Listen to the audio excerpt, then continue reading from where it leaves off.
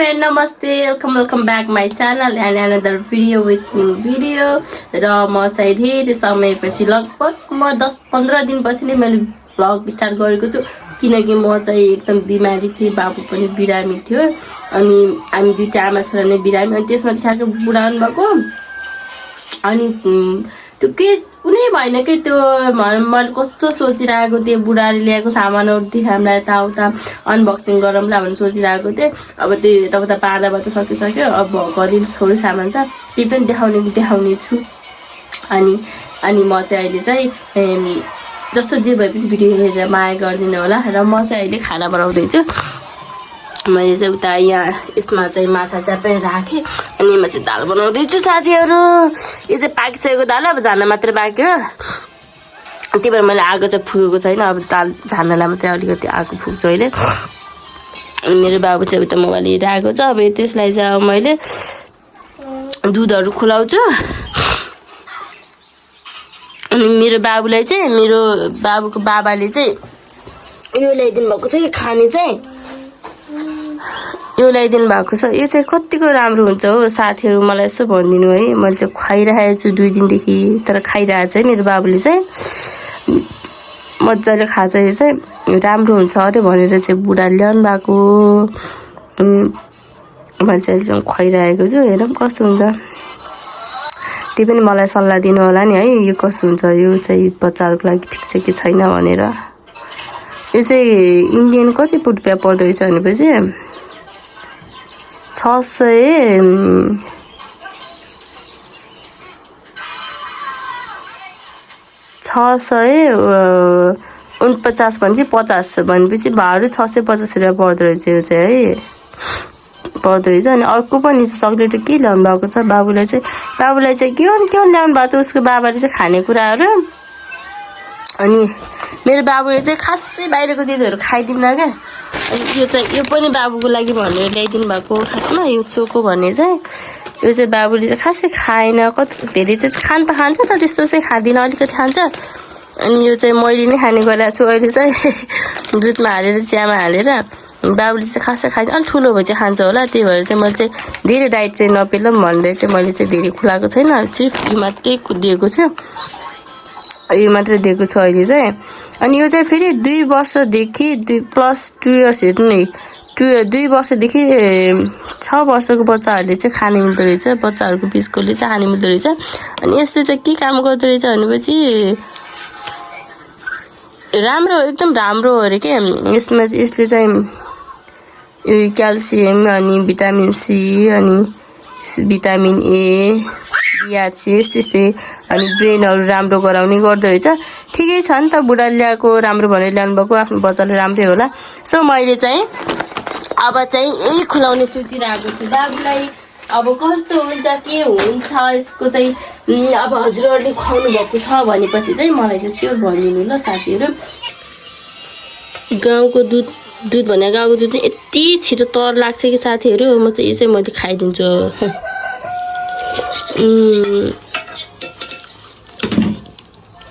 मैले चाहिँ बाबुलाई मिसाएर खुलाउँदैछु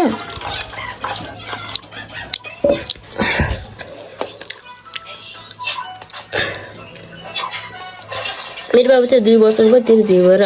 धेरै चाहिँ नहालौँ भनेर मैले चाहिँ यति मात्रै हालेँ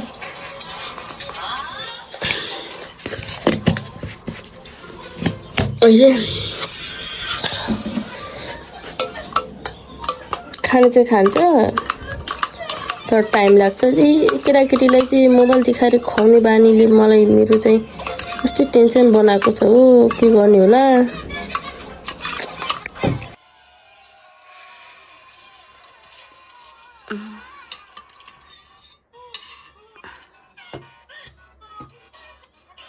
यति पानी त्यो खाउने यति खाइदिनु पानी दिन्छु ल यति खाइदिनु पानी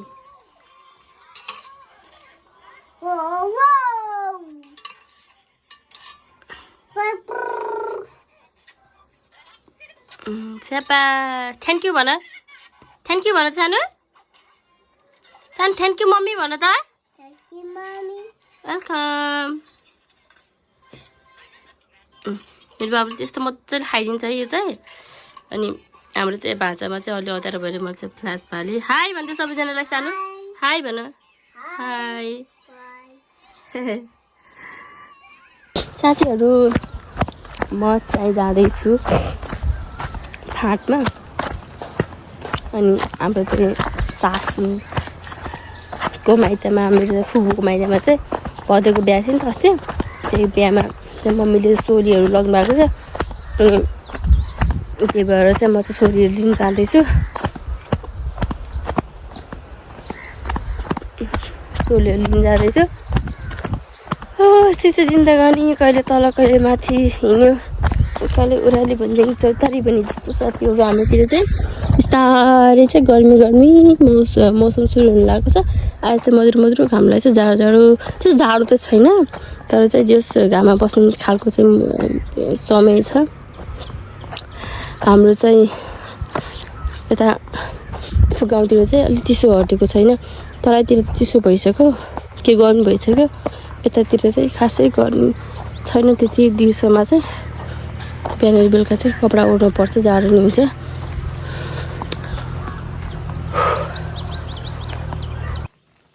यो मम्मीले चाहिँ एक जर्किन चाहिँ यो रक्सी लाग्नु भएको छ। मेरो चाहिँ जेठियामा दिदीको नाम हो मिनाको मम्मी भनेको। उनको चाहिँ टमाटर हालिदिनु भयो। अनि यो चाहिँ बाटा चट्नीहरू मोलाइन लगेको थियो हाम्रो घरबाट। यो चाहिँ एक बोतल चाहिँ झोल हालिदिनु भयो आन्टीले। मम्मीले राम्रो पहिले ल्याइसक्नु भएछ क्या त्यो मलाई चाहिँ धौ भयो।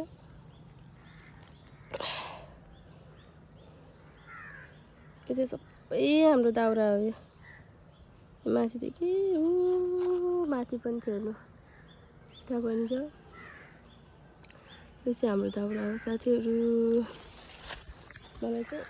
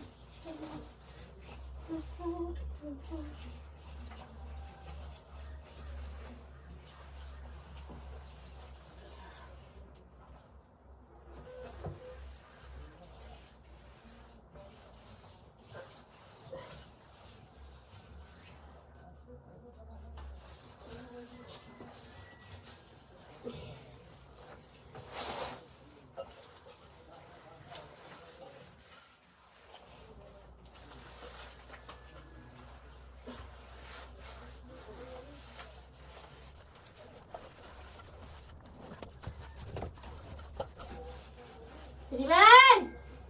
लोगों छोड़ो पानी नहीं लगे।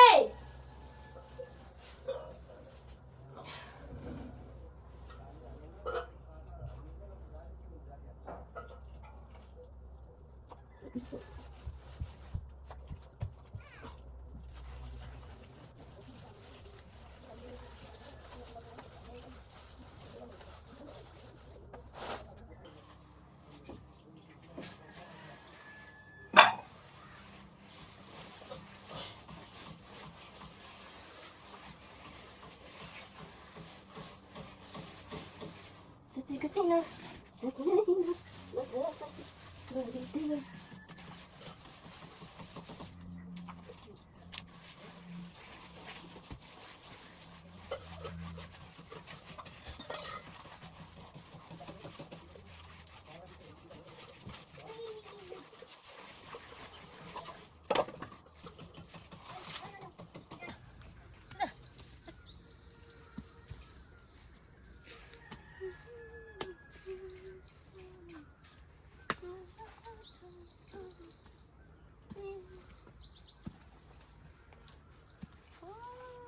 मल पनि एक वर्षदेखि म